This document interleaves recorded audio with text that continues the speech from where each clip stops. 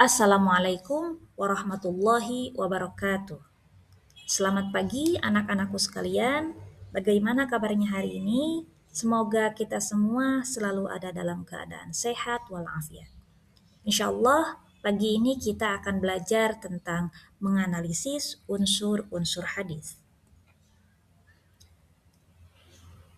Adapun tujuan pembelajaran dari materi menganalisis unsur-unsur hadis, yang pertama, siswa dapat menjelaskan pengertian sanad, matan, dan rawi. Yang kedua, siswa dapat menerapkan pengertian sanad, matan, dan rawi dalam hadis. Yang ketiga, siswa dapat membedakan sanad, matan, dan rawi dalam hadis.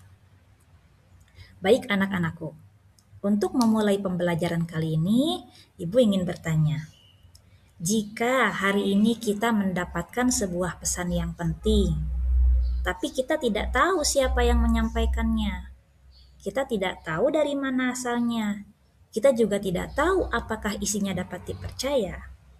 Nah, tentu kita akan ragu, bukan? Begitu pula dengan hadis Rasulullah Shallallahu Alaihi Wasallam. Para ulama terdahulu memastikan bahwa sebuah hadis itu benar-benar berasal dari Rasulullah Shallallahu Alaihi Wasallam. Umat Islam tidak menerima hadis tanpa kejelasan. Maka dari itu setiap hadis harus memiliki unsur-unsur penting untuk menjadi bukti keaslian dan kebenarannya. Nah, dalam pembelajaran kali ini, insya Allah kita akan mengenal, kita akan menganalisis, kita akan mengidentifikasi apa saja unsur-unsur hadis. Unsur-unsur hadis ada 3. Yang pertama sanad, yang kedua matan, dan yang ketiga rawi. Dengan memahami unsur-unsur ini, kita nantinya akan belajar untuk bersikap lebih teliti, lebih jujur, juga lebih bertanggung jawab dalam menerima informasi sebagaimana para ulama menjaga sunnah Rasulullah Shallallahu Alaihi Wasallam. Baik anak-anakku, untuk unsur hadis yang pertama yaitu sanad. Sanad menurut bahasa adalah berasal dari kata sanada atau indhimamu syai'i ila syai'i. Artinya penggabungan sesuatu ke sesuatu yang lain. Bisa juga diartikan dengan al-mu'tamad atau pegangan. Bisa dikatakan juga tempat bersandar, tempat berpegang, yang dipercaya atau yang sah.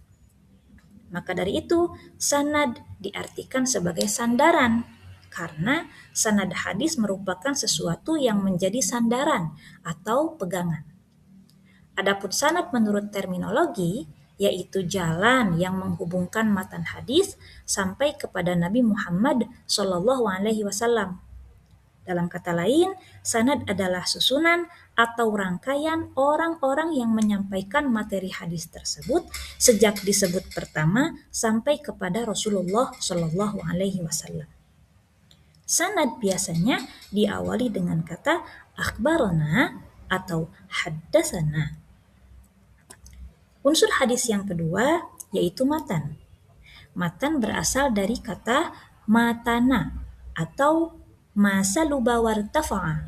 Artinya tanah yang meninggi atau punggung jalan atau bagian tanah yang keras dan menonjol ke atas.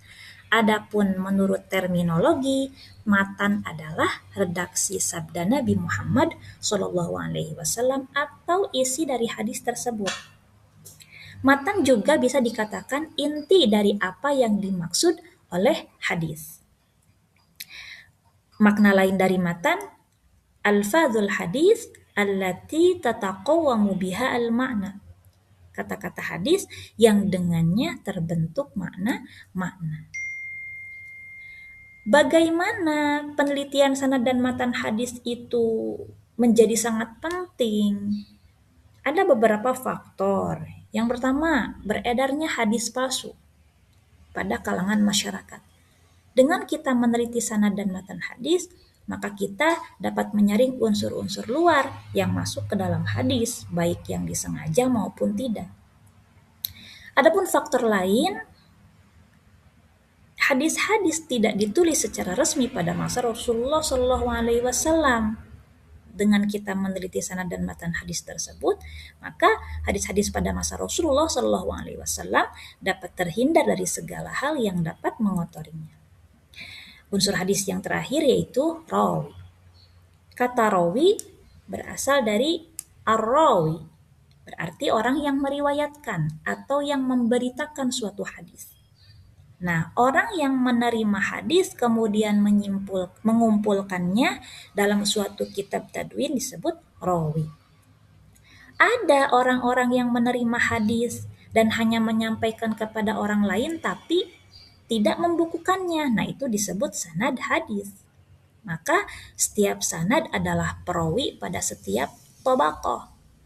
Tetapi tidak setiap perawi disebut sanad hadis karena ada perawi yang langsung membukukannya. Maka dari itu pada silsilah sanad yang disebut sanad pertama adalah orang yang langsung menyampaikan hadis tersebut kepada penerimanya.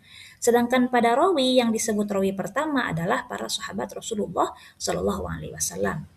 Dengan demikian penyebutan silsilah antara kedua istilah ini berlaku kebalikannya. Artinya rawi pertama adalah sanad terakhir dan sanad pertama adalah rawi terakhir. Nah, mari kita coba menerapkan sanad, matan, dan rawi dalam hadis. Di sini Ibu punya satu contoh. Kita baca. Bismillahirrahmanirrahim. Haddasana Sa'id bin Ufair qala haddasani Al-Laits qala haddasani Uqail an Ibn Shihab an Hamzah bin Abdullah bin Umar anna ibn Umar qala sami'tu Rasulullah sallallahu alaihi wasallam qala Bainama ana naimun utitu biqadahi labanin fasharibtu hatta inni la arriya yakhruju fi azfari thumma a'taitu fadli Umar bin al-Khattab qalu fama awwaltahu ya Rasulullah qala al-ilma rawahul Bukhari. Nah, mungkin kita masih bingung. Bu, dalam hadis ini mana yang dimaksud dengan matan, mana yang dimaksud dengan sanad, dan mana yang dimaksud dengan rawi. Sekarang kita coba identifikasi. Dari materi tadi, kita belajar bahwa sanad itu biasanya diawali dengan haddasana atau akhbarana. Maka kita identifikasi sanad itu ada di awal hadis. Haddasana Sa'id bin Ufair qala sampai kepada qala sami'tu Rasulullah sallallahu alaihi wasallam qala sampai kepada Rasulullah sallallahu alaihi wasallam. Nah, matan yaitu isi dari hadis tersebut. Mana isinya? Konteks bainama ana naimun sampai kepada qala al-ilma. Isi dari hadis tersebut yaitu matan. Yang terakhir rawi itu biasanya di akhir yang mengeluarkan hadis tersebut. Biasanya konteks awalnya yaitu rawahu al-Bukhari, maka di sini perawinya adalah Imam al-Bukhari. Baik anak-anakku, mari kita simpulkan pembelajaran pagi ini. Unsur-unsur hadis yaitu terdiri dari sanad, matan, dan rawi. Sanad merupakan rangkaian perawi yang menyampaikan hadis dari Rasulullah Shallallahu Alaihi Wasallam.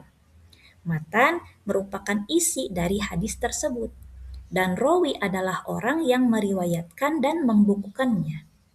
Dengan memahami unsur-unsur hadis ini, kita akan dapat mengetahui keaslian hadis sekaligus memahami ajarannya dengan benar, sehingga mampu mengamalkan sunnah Rasulullah Shallallahu Alaihi Wasallam secara tepat dalam kehidupan kita sehari-hari. Alhamdulillahirabbil alamin, pembelajaran kita mengenai menganalisis unsur-unsur hadis telah selesai. Terima kasih anak-anakku karena masih tetap semangat dalam pembelajaran hari ini. Insyaallah kita akan bertemu di pembelajaran berikutnya. Terima kasih. Assalamualaikum warahmatullahi wabarakatuh.